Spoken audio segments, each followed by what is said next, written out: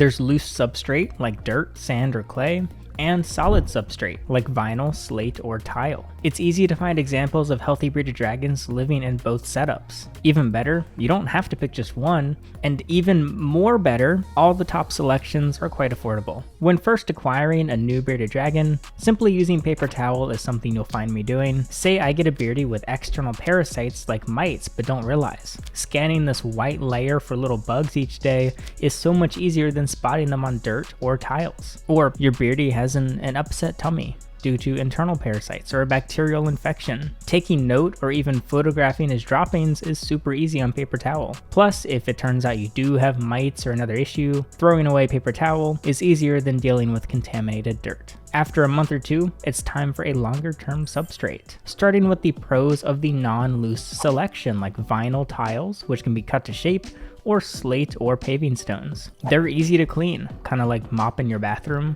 and beardies do quite literally just poop on the floor, so that's nice. If you feed your beardie insects inside his enclosure, the bugs can't dig into the tiles the way it could dig into dirt. There's nowhere to hide. And then there's the concern of your bearded dragon just eating mouthfuls of dirt while he's chowing down on bugs. This can be avoided with a food dish. I have these ceramic like anti-escape bowls, for example. I'll link all the supplies I use for beardies in the description, but there's a lot of enrichment value in letting your bearded dragon chase bugs around instead of feeding them on a silver or ceramic platter.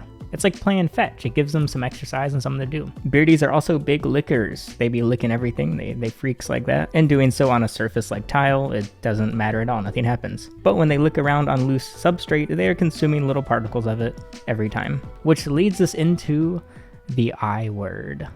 Impaction. Ooh. I do have to admit, I sometimes wonder if I'm part of the reason that impaction is such a huge fear for people, because I constantly reinforced the risk across probably 100 videos. Most animals I've kept were rehomed to me by all sorts of different owners, and not animals I personally raised, say from babies to adults, and as a result, blockages in reptiles' digestive tracts was kind of just a regular part of my workday, also known as impaction. I lost count of how many reptiles, most often leopard geckos, who would arrive to my home and struggled or couldn't pass stool on their own at all. They didn't all survive, but those who did would gradually pass and release abnormal waste, including compacted dirt, sand, and gravel in the case of turtles, all of which could be avoided had a loose substrate not been used. We were able to clear the digestive tracts of some of these animals through hydration, lubrication, which sounds weird, but yeah, we'd lube these babies up, as well as warm baths and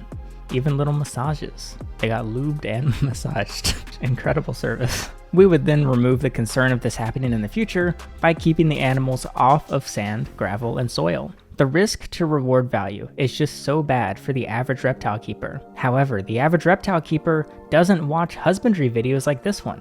They buy a pre-assembled habitat kit and just throw the animal in. Then the animal ends up too hot, say from an unregulated heat source, or too dehydrated, maybe from living on a pellet and dried bug diet, instead of fresh greens and live insects. I believe the majority of captive bearded dragons are living in suboptimal care.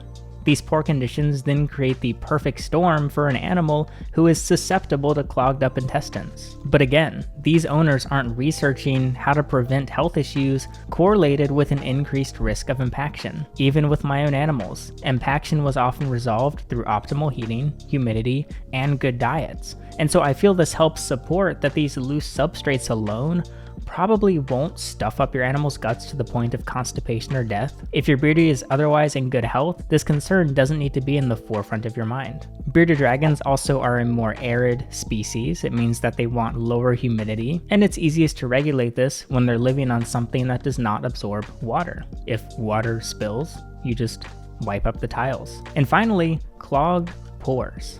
Similar to pores on like our faces that lead to blackheads, bearded dragons' undersides feature glands known as femoral pores. The majority of bearded dragons I've personally received that were living on loose substrate had clogged pores. It was really gross and took sometimes hours to resolve. But similar to unhealthy dragons being more susceptible to impaction, the same goes for these pores. They don't primarily clog from loose substrate getting stuck inside, but instead poor nutrition or hydration, which is clearly a very common theme. Also, young bearded dragons, like little tiny babies, and juveniles are generally raised on paper towel. Baby beardie care is actually quite different from adult care, but if you are getting a little dinosaur nugget of a bearded dragon, I vote paper towel. Just don't even bother with the second half of this video. So in short, I still lean towards non-loose substrates, but for subadult and adult bearded dragons, there are many benefits to loose substrates that I simply have to cover, as it may be the right choice for you and is what many owners lean towards. I'm using the cheapest combination because my reptile videos are not getting good views and I ran out of budget. And also, luckily, the cheap stuff is genuinely good, like the good choice is the cheap stuff. Organic, pesticide-free, fertilizer-free topsoil from the hardware store that I let dry, and play sand that I washed and also let dry to remove the excess dust. And I'm using what's easily the best enclosure. Unlike others you have to bang together with a mallet, the Phalo Zoo uses screws. Wow, what a concept. You can literally pick it up by the lid. It's lightweight, offers thick glass doors with metal handles, 2 cable slots, and a large metal screen for ventilation. Most brands have just 1 or 2 colors, but Phalo Zoo has a bunch in multiple sizes. It's my personal favorite because it's a great balance of price and quality. It's not $600 like a lot of enclosures, but substantially better than the similarly priced competition. And when you save 10% with code HERP10, it's one of the most affordable. Purchasing Phalo Zoo enclosures with my code directly helps me help more animals because I get a commission on sales. Let's freaking go. Some people also mix in clay, mixed together with a bit more dirt than sand. Because our world is filled with not just microplastics, but macroplastics, it's worth sifting through the soil to look for any non-biodegradable items that got trapped in the bagging process. And some people use what I go with for more moderate tropical species, coconut fiber. But coconut fiber is best when always moist to avoid getting dusty, but always moist substrate is not best for bearded dragons. They'll be more susceptible to infections, both inside and out. Ew, that's gross. What the heck? We don't want that. Cleaning loose substrate is as easy as picking up clumps of soiled soil. And the feeding issue is honestly pretty easily preventable. You can just feed your bearded dragon insects outside of his enclosure, and then he will not eat any dirt. Toss him on the floor in a contained area, or even a bathtub, like not with water in it, but an empty bathtub. He can run around and you don't lose track of the bugs. Easy clap. Look at him go. Whoa. I'm narrating this before filming the footage, so he could very well just be standing in one place because I couldn't get him to run around. This bearded dragon doesn't seem to move that much. And then there's these specific benefits from loose substrate that bearded dragons can take advantage of. They are a digging species. It's in their genes to dig around. Females dig to lay eggs. All beardies dig to cool down or feel more hidden or just have a good time. Wow, so fun. Look at how exciting this is. Not offering dirt means not letting your beardie utilize one of their natural instincts. Another valid concern is whether having exclusive access to hard surfaces is actually uncomfortable. Similar to a person who works standing or walking on concrete all day, could this lead to joint pain? I'm personally inclined to argue it's similar to how only unhealthy bearded dragons do poorly on loose substrate. Maybe a bearded dragon with weak bones or joints, say from improper lighting or nutrition, are more susceptible to suffering on a hard surface. Frail bones or deformed joints combined with unforgiving hard tile does not sound as enjoyable, but those who are otherwise healthy appear to thrive on both solid and loose substrates. Again, as adults, not babies.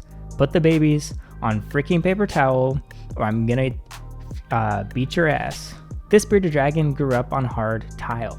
I'm actually keeping him on hard tile, which is going against the grain of current mainstream bearded dragon care. But there is another solution. Why not both? Bearded dragons live in a naturally diverse environment. They got dirt, sand, clay, rocks, logs, they got wood, they got it all because they be living in nature. Give them a majority of hard tile and add a dig box, literally just a container with like a dirt mix. Or give a majority of soil with a stone or tile platform. Both options have a lot of upsides, and it won't break the bank to pick up some tiles or slate alongside some organic, pesticide-free, fertilizer-free dirt, and some play sand, ideally washed. Please, I'm asking nicely. They also won't be spending a lot of time directly on the substrate anyway, if you supply a much appreciated basking spot or climbing areas for your dragon. Unbeknownst to many people, I like that word, unbeknownst. I don't think I say it right though. Unbeknownst to many people, bearded dragons are semi-arboreal. They actually really like to climb. Not only will they bask in their artificial sun, like elevated from the ground, but many beardies will sleep in these spots as well. The reptile hobby is very unusual in the sense it's considered harmful to buy the bearded dragon product for your bearded dragon, and the responsible choice is to get the cheaper version from Home Depot that's made for kids to play in. It just seems kind of backwards, but it is what it is. I didn't ask for it to be this way. Why do people do this? And hopefully this helps you make an informed decision for your weird little cretin. So let me know what you're thinking. What did you land on? Are you going to use broken glass, rusty nails, uranium? I don't know. I can't stop you. Let me know. This, of course, is not all of Bearded Dragon care. It's just covering substrate, so I'll link more Bearded Dragon videos in the description alongside the supplies I use. If you know anyone needing to rehome their reptiles, send them over to herp.club. Thanks for watching.